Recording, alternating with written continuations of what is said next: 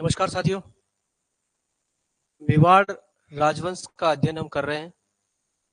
मेवाड़ राजवंश में हमने पिछले वीडियो में हमने राणा लाखा की बात की। अब राणा लाखा के पुत्र राणा मोकल की बात करेंगे। राणा राणा मोकल, ठीक है। इनका समय है 1421 ईस्वी से 1433 ईस्वी तक। 1421 ईस्वी से 1433 ईस्वी। राणा मोकल का जिन परिस्थितियों में जन्म हुआ उसमें इनके संरक्षक बने राणा चुंडा और उनके बाद रणमल। लेकिन फिर भी मोकल जो थे वो असुरक्षित ही अपने आप को पाते थे। तो हंसाबाई जो इनकी माता, उनको लगा कि राणा चुंडा से मेरे पुत्र मोकल को खतरा है, इसलिए राणा चुंडा को मेवाड़ से मतलब उस पर संदेह करने लगी। तो राणा चुंडा स्वयं ही मेवाड़ छोड़ करके कहाँ चले गए?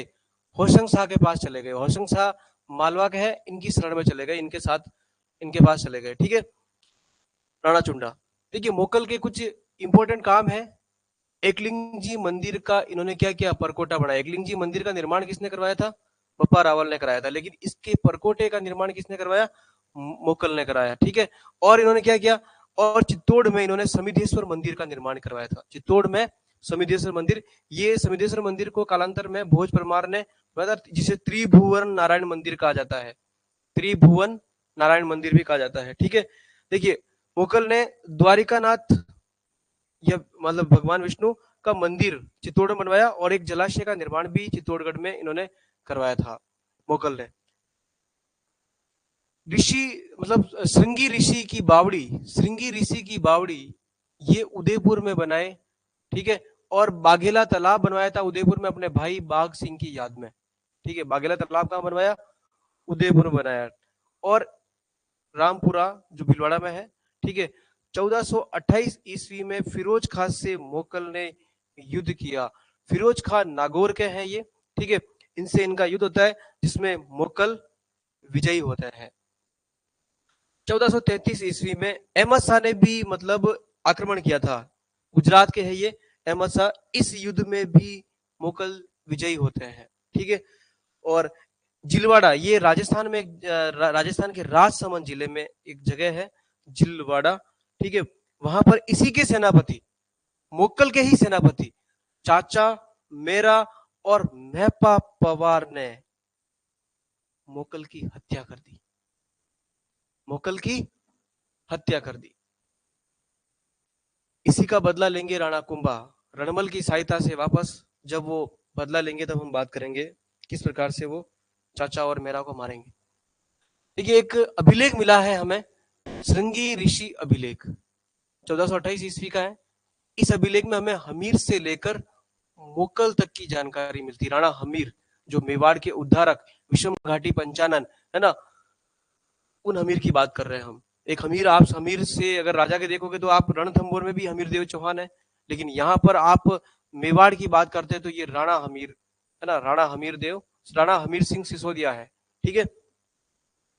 राणा लाखा ने है ना, राणा लाखा ने, देखिए इस अभिलेख से हमें और क्या जानकारी मिलती? एक जानकारी तो हमें ये मिली कि हमीर से लेकर के मोकल तक की पूरी वंशावली हमें देखने को मिली। और राणा लाखा ने काशी, प्रयाग और गया है ना, काशी प्रयाग गया ये धार्मिक स्थल है ना, काशी प्रयाग उत्तर प्रदेश, गया बिहार है ना, यहाँ पर ये यहाँ पर जो तीर्थ स्थल है, इस तीर्थ स्थल को जो लिया जाने वाला कर था है ना, टैक्स था, उस टैक्स को माफ कर दिया। तीर्थ स्थलों पर जो टैक्स लिया था उसको माफ कर दिया इन्होंने। अब देखिए इससे ये भी जानकारी मिलती है कि मोकल ने फिरोज को हराया था। अभी हमने थोड़ी देर पहले बात की कि फिरोज नागौर के जो फिरोज है उसको हराया। ये जानकारी हमें कहा? श्रृंगी ऋषि अभिलेख से मिलती है। ठीक है। अहमद शाह जो गुजरात से आक्रमण किया उसको भी हराया, इसकी जानकारी भी कहां से मिलती है? श्रृंगी ऋषि अभिलेख से मिलती है। ठीक है। गौराम्बी का, इनकी रानी है ये है ना, गौराम्बी की याद में एक बावड़ी बनाई थी। ठीक है, ये भी ध्यान रखना। तुलादान भी कराया था पुष्कर के वरा मंदिर में मोकल ने। आगे बात करते हैं। अब हम देखिए मोकल, राणा मोकल की हत्या हो गई। राणा मोकल कब? चाचा और मेरा ने उन्हें मार दिया। अब राणा मोकल के पुत्र है राणा कुंभा, जो राजस्थान के इतिहास में इन्हें स्थापत्य कला का जनक माना जाता है। राजस्थान के संपूर्ण जो दुर्ग है ना, इसमें हमारे कवि श्यामल दास जो है वो अपनी कविता वीर विनोद में कहते हैं कि 84 दुर्गों में से लगभग 32 दुर्गों का निर्माण तो केवल राणा कुंभा ने ही करवाया था। ठीक है, जिसमें सबसे महत्वपूर्ण दुर्ग जो है इनका कुंभलगढ़, जिसे इन्होंने मेवाड़ की संकटकालीन राजधानी बनाया था। तो इन्होंने कई युद्ध भी जीते हैं, है ना, जिससे मालवा का जो महमूद खिलजी जो प्रथम है उसको उसे हराएंगे। ठीक है, संस्का को हराएंगे, कुतुबुद्दीन शाह जो गुजरात से आक्रमण करेगा उसको हराएंगे, और ये सब एक हो जाएंगे और इसे मारने का प्रयास करेंगे, उसमें इस पे आक्रमण करेंगे, इन सबको भी हरा देंगे। ठीक है, और जब मालवा पर अटैक करते मालवा को हराते हैं, मालवा को हराने के उपलक्ष्य में ही विजय स्तंभ का निर्माण करवाएंगे, और वो विजय स्तंभ जिससे वर्तमान में प्रतीक चिन्ह के रूप में राजस्थान पुलिस, माध्यमिक शिक्षा बोर्ड, है ना, और वीर सावरकर का जो संगठन था अभिनव भारत, है ना, उन्होंने भी मतलब इस प्रतीक चिन्ह को मतलब एक तरह से आत्मसात किया था, उन्होंने माना था। ठीक है, तो हम राणा कुंभा की बात करते हैं। राणा कुंभा का जो समय है 1433 ईस्वी से लेकर के 1468 ईस्वी तक। इनके पिता कौन है? मोकल। इनकी माता कौन है? सौभाग्यवती परमार, है ना, कौन है? सौभाग्यवती परमार, सौभाग्यवती परमार, पिता मोकल, ठीक है, और माता सौभाग्यवती परमार। इंपॉर्टेंट राजा है, इसलिए इनका समय भी याद रखना आपको। 1433 ईस्वी से 1468 ईस्वी तक का समय इनका मिलता है। एक अभिलेख मिलता है, पदराड़ा अभिलेख। कौन सा अभिलेख? पदराड़ा अभिलेख, 1433 ईस्वी में। ठीक है, इस अभिलेख से हमें क्या जानकारी प्राप्त होती है कि कुंभा ने रणमल की हेल्प से, जो अपने पिता मोकल को मारने वाले कौन थे? ये चाचा और मेरा ही थे। ठीक है, इनकी हत्या करके बदला लिया, लेकिन हेल्प किसके ली? रणमल की। रणमल की हेल्प से चाचा और मेरा को मार दिया। ये जानकारी हमें कहां से मिल रही है? पदराड़ा अभिलेख से मिल रही है। ठीक है, और देखिए अब रणमल भी मतलब एक तरह से मेवाड़ में हस्तक्षेप कुछ ज्यादा ही कर रहा है। ठीक है, रणमल जैसे कि राणा चुंडा जो गए रणमल की वजह से ही गए होंगे। ठीक है, अपनी बहन हंसाबाई को भड़काया होगा, तो वो भी राणा चुंडा परेशान हो गए और वो भी चले गए। अब ये तो गए, लेकिन राणा चुंडा के भाई थे राघव देव। राणा चुंडा के भाई कौन थे? राघव देव।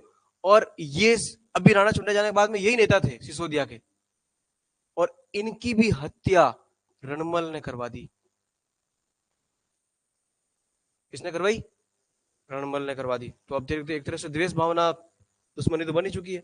ठीक है, फिर क्या होता है कि जब जब राघव देव की हत्या करा दी, तो इनकी माता को भी, मतलब जिसकी इनकी बहन थी रणमल की हंसाबाई, और मोकल की कुंभा की दादी, मतलब मोकल की माता, ठीक है, उनको भी शक हुआ कि यार ये इसको मार सकता तो मेरे बेटे को भी मार सकता है। तो उन्होंने क्या किया, हंसाबाई ने राणा चुंडा को वापस बुला दिया, और राणा चुंडा वापस मेवाड़ आ गए। रणमल को, मतलब रणमल की दासी थी भारमली। क्या नाम है? भारमली। ठीक है, तो भारमली की हेल्प से भारमली को कहा कि भाई यहाँ दे मेवाड़ के लिए, ठीक है, राणा कुंभा ने कि मेवाड़ के लिए इसका वध करना अनिवार्य है। तो भारमली, हालांकि भारमली इसकी प्रेमिका थी, है ना, भारमली इसकी प्रेमिका थी, और लेकिन भारमली इसके कक्ष में जाती है और इसे जहर देती है और इसे मार देती है। इस प्रकार से भारमली की सहायता से रणमल का वध कर दिया गया, रणमल को मार दिया गया। जब रणमल मारा जा रहा था, है ना, तब बाहर कुछ संगीतकार थे, और रणमल, देखो रणमल अपनी पूरी फैमिली को यहाँ लेकर आ रखा था। रणमल का बेटा, है ना, छोटा सा बालक, वो बाहर खेल रहा था, उसका नाम राव जोधा, जो आने वाले समय में जोधपुर की स्थापना करने वाला है। छोटा सा बच्चा जब खेल रहा था, तब कुछ संगीतकार बोल रहे थे वीणा बजाते हुए संगीत के रूप में कि भांज सके तो भांज ले रहे जोधा, थारो रिडमल मारियो जाए। मतलब भाग सके तो भाग ले रहे जोधा, थारो रिडमल मारियो जाए, मतलब तू भाग जाए यहां से। ठीक है, क्योंकि रणमल तो मर रहा है और उसको मारने के बाद फिर तेरा ही नंबर है। तो फिर जोधा वहां से भागा। और भाग कर कहां गया? कावणी गांव। कावणी गांव का है बीकानेर में, और जोधा ने यहां पर शरण ली। ठीक है। 1438 ईस्वी में फिर देखिए राणा चुंडा आ चुके थे। राणा चुंडा ने मंडोर पर आक्रमण कर दिया और मंडोर पर अधिकार कर लिया। जोधपुर पहुंच गए, मारवाड़ पहुंच गए, जोधपुर तो था ही नहीं, सॉरी, मारवाड़ पहुंच गए। ठीक है। और मारवाड़ पहुंच करके वो मंडोर जो था, है ना, मंडोर पर अधिकार कर लिया। यही राजधानी थी इनकी, मंडोर। ठीक है। पहले प्रतिहारों की थी, है ना, फिर प्रतिहारों ने राव सिंह को दिया। राव सिंह ही राठौड़ का जो मेन संस्थापक है। जब राठौड़ मारवाड़ की वंशावली पढ़ेंगे, मारवाड़ राजवंश पढ़ेंगे, जब हम जानेंगे, राव सिंह से ही शुरू करेंगे। जब हमने गोहिल राजवंश की शुरुआत कहां से की? गुहादित्य से, बप्पा रावल से। ठीक है। तो वहां पर हम राव सिंह से करेंगे। तो देखिए 1438 ईस्वी में चुंडा ने मंडोर पर अधिकार कर लिया। ठीक है। फिर क्या होता? मंडोर भी इनके पास आ गया, सब कुछ इनके पास आ गया। लेकिन अब हंसाबाई जो है, कुंभा भी को पोतो, और अगर राव जोधा भी देखे तो उसका भांजा, जो उसके भाई का बेटा है। तो इन दोनों में फिर क्या है कि ये द्वेष भावना, ये दुश्मनी ज्यादा लंबी ना जाए, इसलिए एक संधि करवाई। संधि का नाम है आवल बावल की संधि। आवल बावल की संधि मतलब, आवल बावल की संधि मतलब ये है कि जैसे कि ये आंवले के पेड़ और ये बबूल के पेड़, और आंवले के पेड़ आप किधर मिलेंगे? आपको मेवाड़ में। बबूल के पेड़ किधर मिलेंगे? मारवाड़ में। तो एक सीमा है भाई, आंवले के पेड़ और बबूल के पेड़, इन दोनों के बीच में सीमा है, वो कौन सी है? सोजत है। कौन है? तो सोजत को इनको सीमा बनाया, सोजत को एक सीमा बनाया। ठीक है। सोजत को सीमा बना करके कि भाई इधर वाला एरिया तेरा, इधर वाला एरिया तेरा, ये क्षेत्र है ना, पश्चिम, पश्चिम क्या मतलब मारवाड़ वाला एरिया। ठीक है। और मेवाड़ वाला, दोनों के दृष्टिकोण से अगर आप यहां से देखोगे तो दिशा चेंज हो जाएगी, और वहां से देखोगे तो दिशा चेंज हो जाएगी, है ना। मेवाड़ के अकॉर्डिंग देखोगे तो उत्तर पूर्व में मारवाड़। ठीक है। और मारवाड़ से देखोगे तो दक्षिण पश्चिम में मेवाड़। ठीक है। तो ये दक्षिण मतलब ये इस प्रकार से एरिया, मतलब जो क्षेत्र था इनका बंटवारा कर दिया। और जोधा को मारवाड़ तो वापस दे ही दिया, है ना। सोजत को सीमा बनाया, जोधा को मारवाड़ वापस दे दिया। देखिए अब ना वैवाहिक संबंध भी स्थापित कर लेंगे। जोधा की बेटी थी, भाई आपस में समझी बन जाओ, दुश्मनी खत्म, है ना। जोधा की बेटी थी श्रृंगार कंवर। कौन थी? जोधा की बेटी थी श्रृंगार कंवर। ठीक है। और कुंभा का पुत्र कौन था? कुंभा का पुत्र था रायमल। ठीक है। इन दोनों का क्या करवा दिया? विवाह। कितनी शानदार संधि है, हो गई दुश्मनी खत्म। ठीक है। तो ये थी हमारी आवल बावल की संधि। क्लियर? अब कुंभा का आगे समय देखते हैं क्या होता है।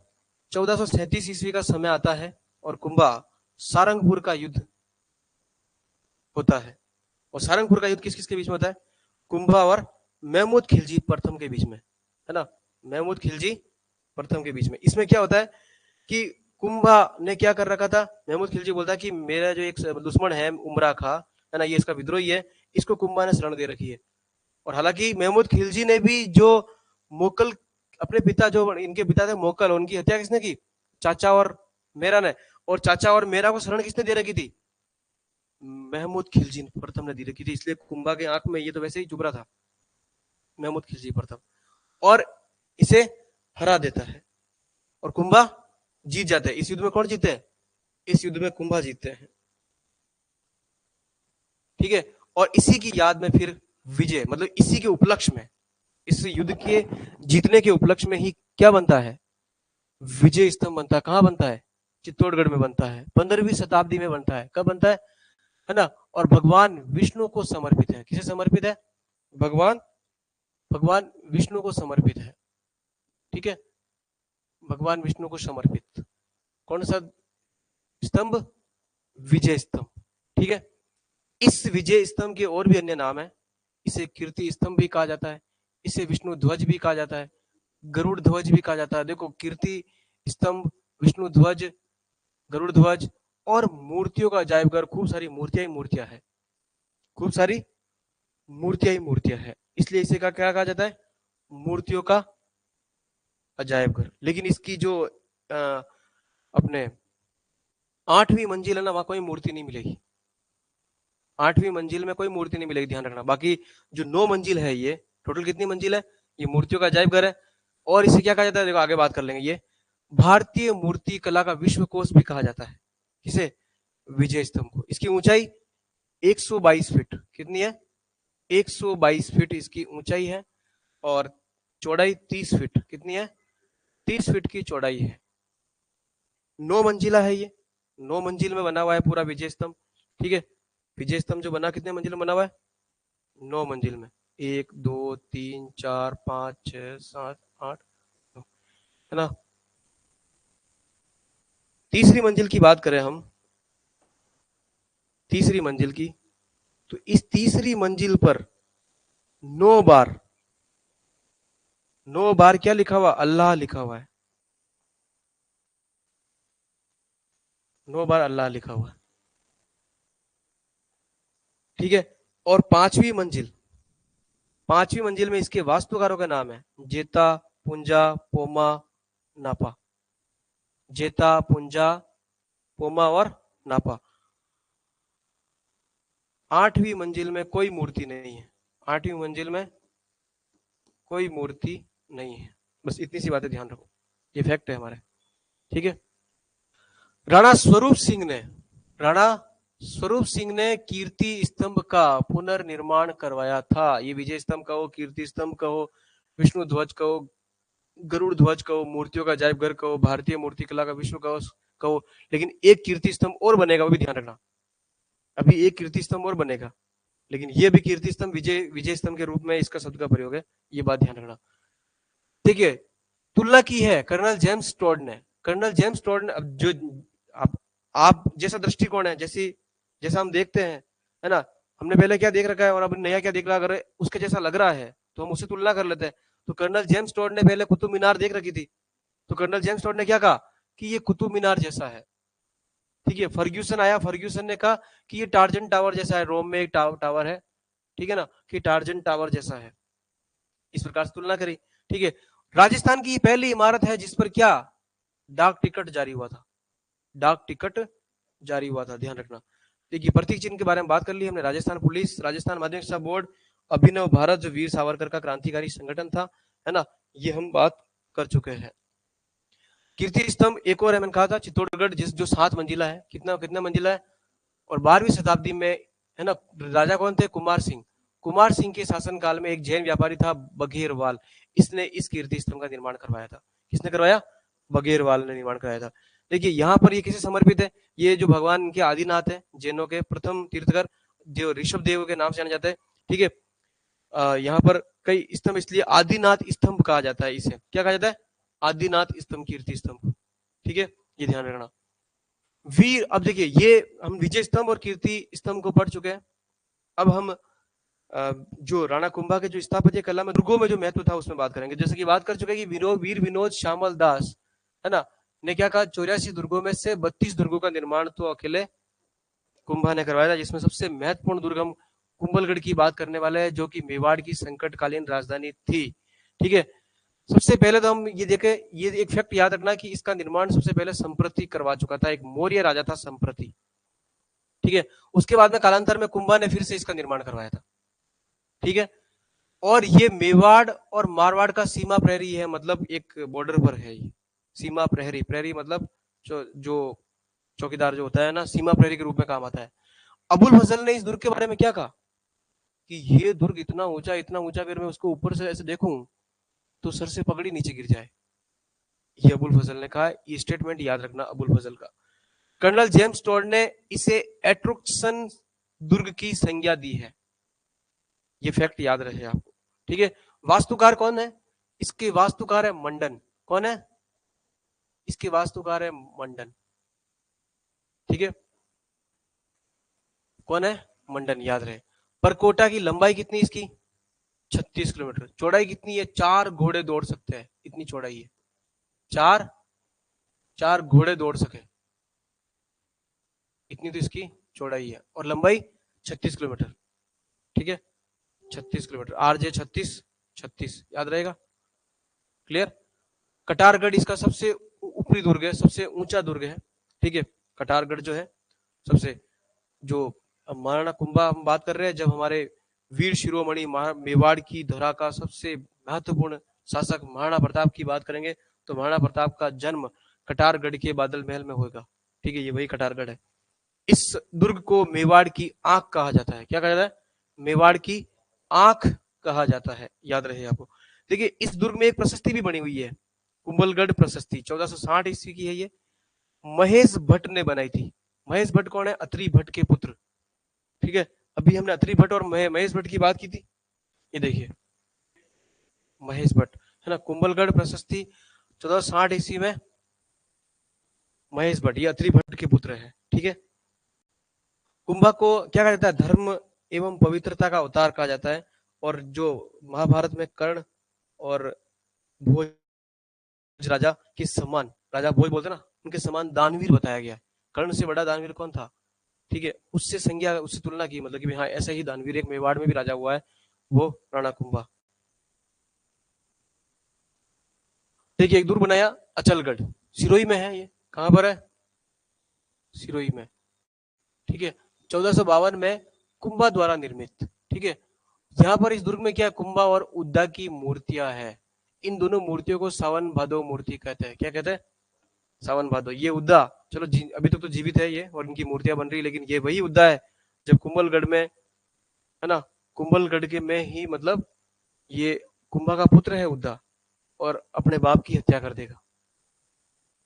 हाँ, उद्दा अपने बाप, उद्दा के पिता कौन है? कुंभा, और ये खुद स्वयं, इसलिए उद्दा को मेवाड़ का पितृहंता कहा जाता है। क्या कहा जाता है? पितृहंता। बसंतगढ़ भी सिरोही में है, इस दुर्ग का भी निर्माण कुंभलगढ़ ने। मचान दुर्ग भी सिरोही में, ठीक है। बसंतगढ़ राणा कुंभा, मचान दुर्ग राणा कुंभा, ठीक है। बोमट दुर्ग उदयपुर में है, इस दुर्ग का भी निर्माण राणा कुंभा ने करवाया, ठीक है। एक कुंभ स्वामी मंदिर, ठीक है, जो विष्णु मंदिर है ना, ये जो मंदिर है राणा कुंभा ने बनवाया, लेकिन ये मंदिर कहाँ का है? चित्तौड़गढ़ में, कुंभलगढ़ में, अचलगढ़ में, है ना, हाँ सब जगह है, ठीक है।